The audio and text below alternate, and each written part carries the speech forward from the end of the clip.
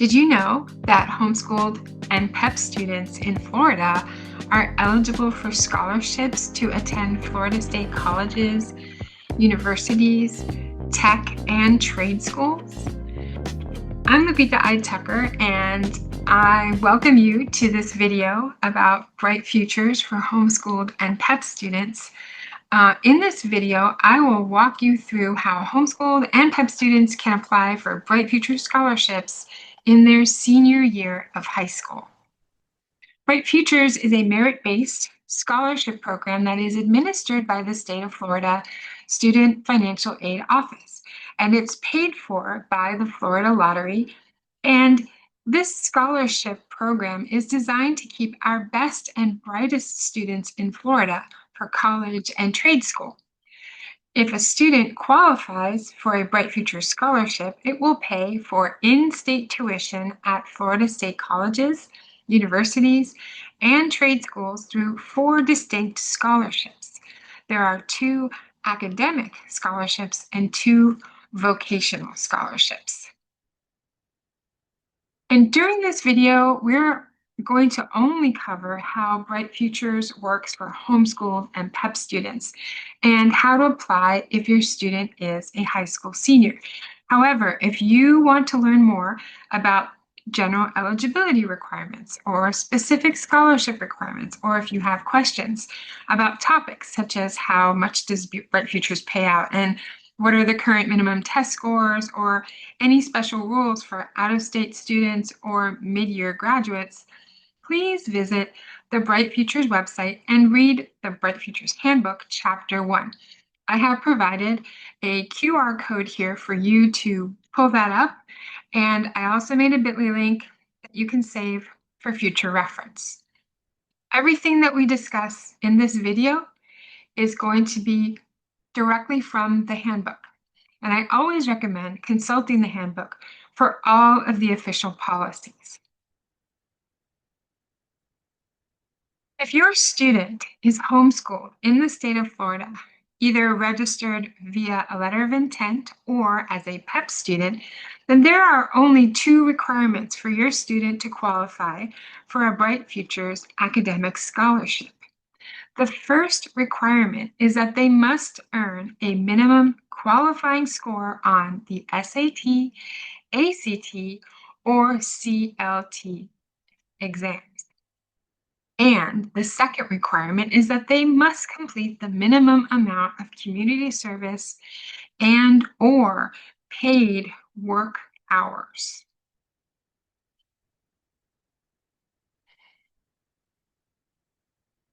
If your student is a graduating senior this school year, then your student must apply for Bright Futures by August 31st of their graduating year if they want to receive a scholarship.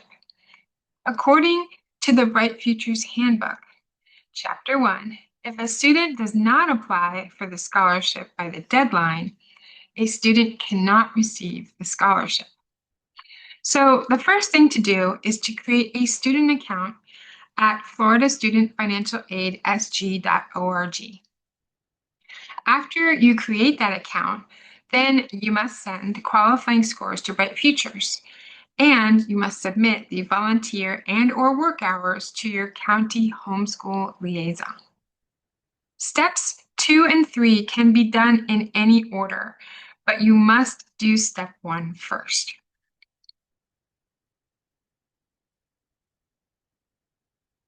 The reason why I've made this video is because homeschooled and PEP students have a different process to apply and qualify for Bright Futures. And this is different from public or private school peers. So sometimes we hear friends or family members talk about what they had to do in order for their student to get Bright Futures. But if those students were public or private school students, that process that they went through does not apply to our students that are homeschooled or that are PEP students. And oftentimes there's a lot of confusion, so that's why I'm making this video. One of the differences is in the way that our students submit their volunteer service or work hours to Bright Futures. So homeschooled and PEP students prove hours differently from public and private school students. Our students must submit documentation to their county homeschool office, but they have to wait until after all the hours are completed. So, those hours are all submitted in one packet, and that has to be done in the senior year. Now, everything that I'm describing that is specifically for homeschooled and PEP students can be found on page 8 and 9 of the Bright Futures Handbook, Chapter 1. So, what exactly is the proof that you have to submit? So, the documentation that homeschoolers and PEP students must provide is that they must have proof of service on organization letterhead. Each organization must provide proof of service on organization letterhead, and it must be signed by a supervisor. The documentation that they provide must include the total hours served at that institution or organization and the date ranges of the service provided by the student. If your student has done work hours, then you can document those hours with a pay stub or a W-2 form. Next up is how to send scores to Bright Futures. The way that your student will send their SAT, ACT, or CLT scores to Bright Futures will depend on the type of test that your student is taking. For example, SAT scores must be sent to one of the 12 state universities in order for Bright Futures to receive them. Our state universities have something called a state clearinghouse, and that's where the scores go after you send them to one of our 12 universities. And when they get to the clearinghouse, that's how Bright Futures is able to access them. That is specifically for SAT scores, though. Even if your student is not going to apply to a Florida university and maybe they plan to attend a state college instead, you must still send their SAT scores to one of the 12 state universities. And your student does not have to apply to that university that you send the scores to. All you have to do is just send the scores directly from SAT to one of the 12 state universities. When choosing which scores to send, only send single sitting scores. If you're given the option to send a super score from SAT, don't choose that option.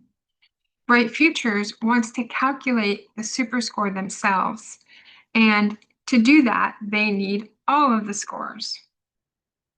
If you only send a super score, later on, when they notify people of, whether they got the scholarship or not, they will send you a notice saying your student is ineligible, even though the super score you sent is a qualifying score.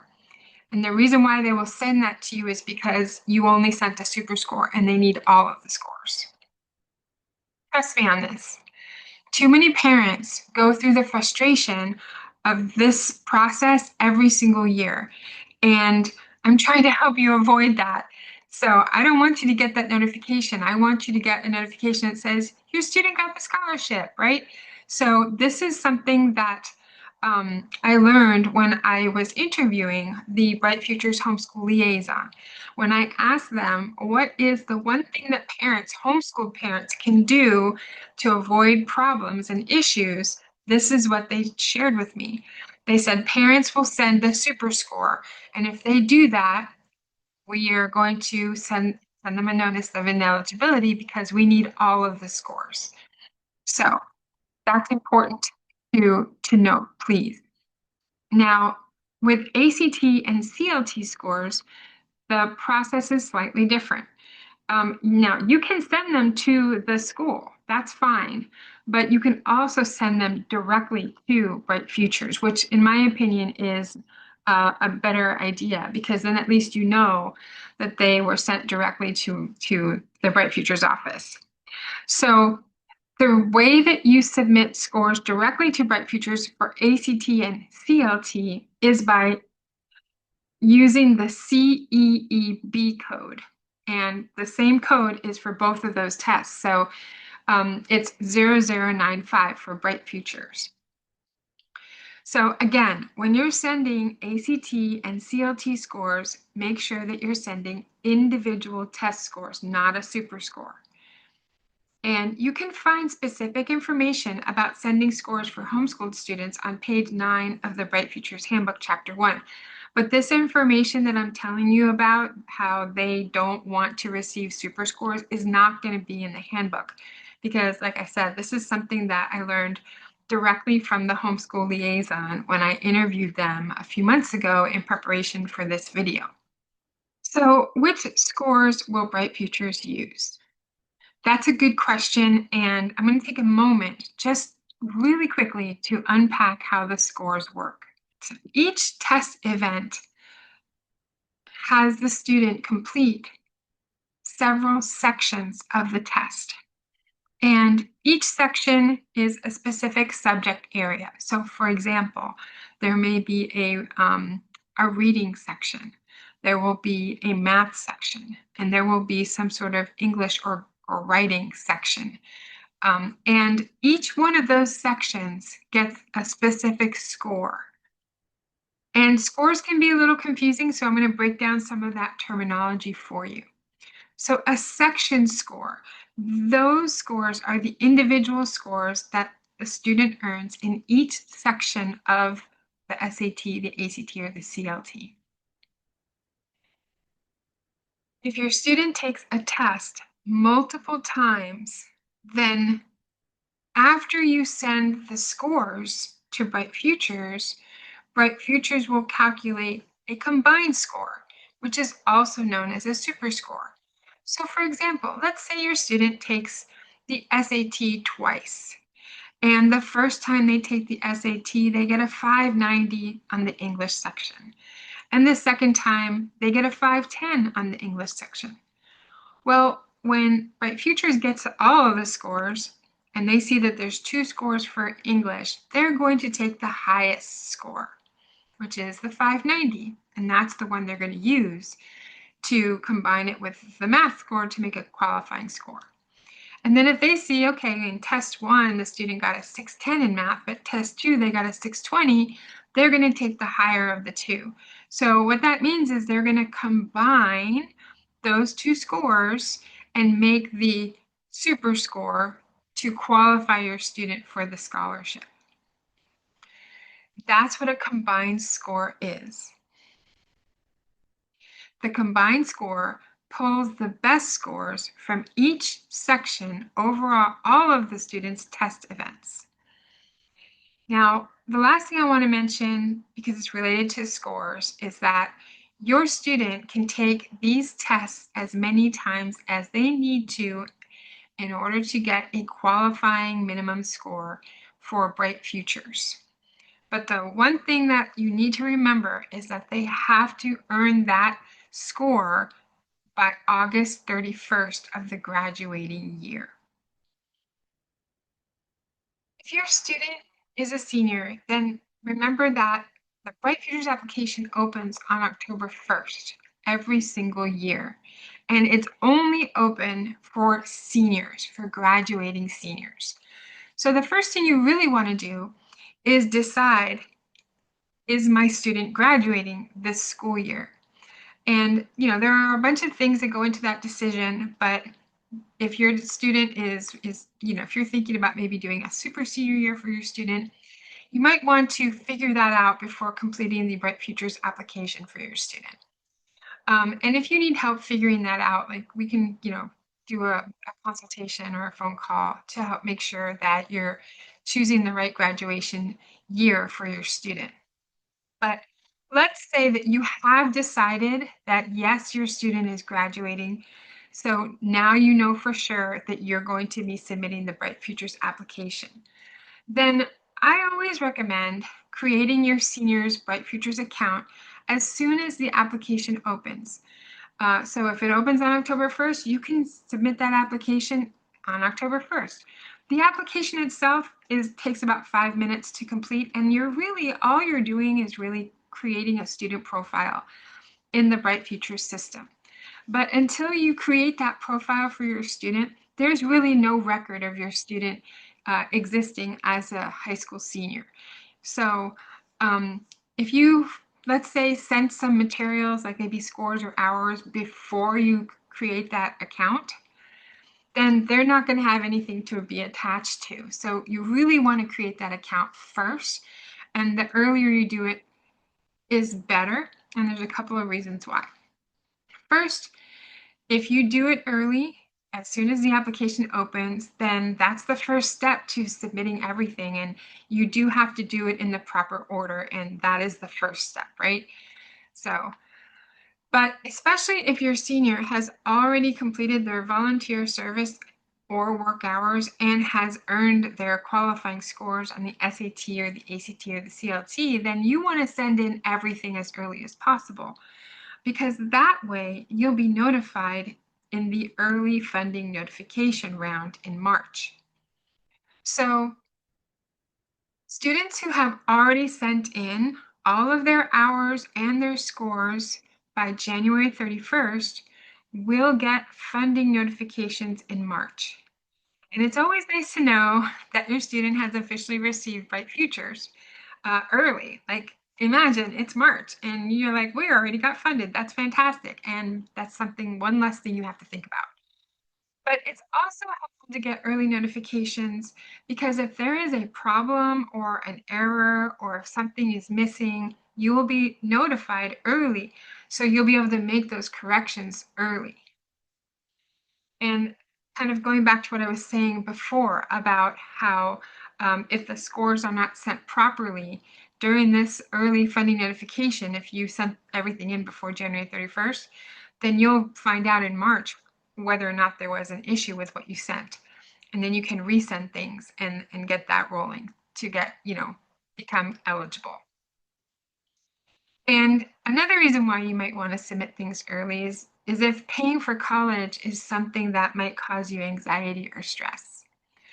It can be really helpful to find out in the early funding notifications that your student has received the scholarship. Like, that's really one major thing that you can kind of check off your list and breathe a little bit easier about. And it will also help you with budgeting as you start to consider all of the other costs of attending a college or university, such as housing, uh, meals, transportation, books, and health insurance. Because most colleges and universities do require students to carry health insurance. And if they don't have that through their family, then they can get it through the school, but that's a cost that you'd have to pay to the school. Now, that was the case with me. I was kind of stressed out. I wanted to make sure that our daughter was actually funded and was going to get the scholarship. And because, we have a lot of kids and paying for college is really, really challenging. So finding out early really, really was a huge relief for us.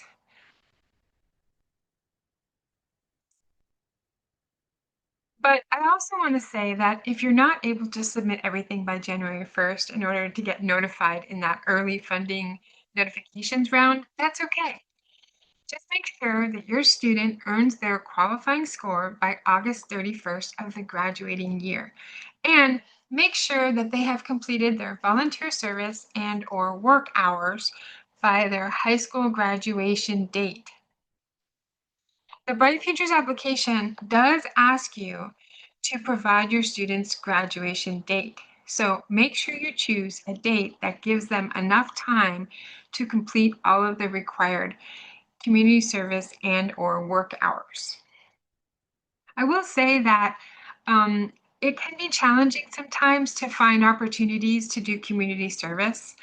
And conversely, it can be, if your student gets a job, it can be easier for them to, complete 100 hours in a shorter amount of time than it would take for them to do volunteer service for 100 hours in a short amount of time.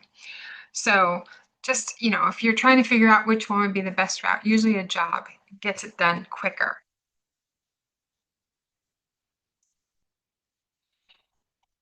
Feel free to ask me any questions related to homeschool and PEP students and bright futures in the comments of this video. And thanks for watching. If this video was helpful, please like and subscribe to my channel. That would mean a lot to me. And share this video with any homeschooling parents or PEP parents that you know that is wanting to figure out how this works for their students. And if you need individual assistance with your student, I'm happy to help. I'm available to help with your students' college applications, the Common App, any college application essays, and official high school transcripts. Thanks for watching, y'all.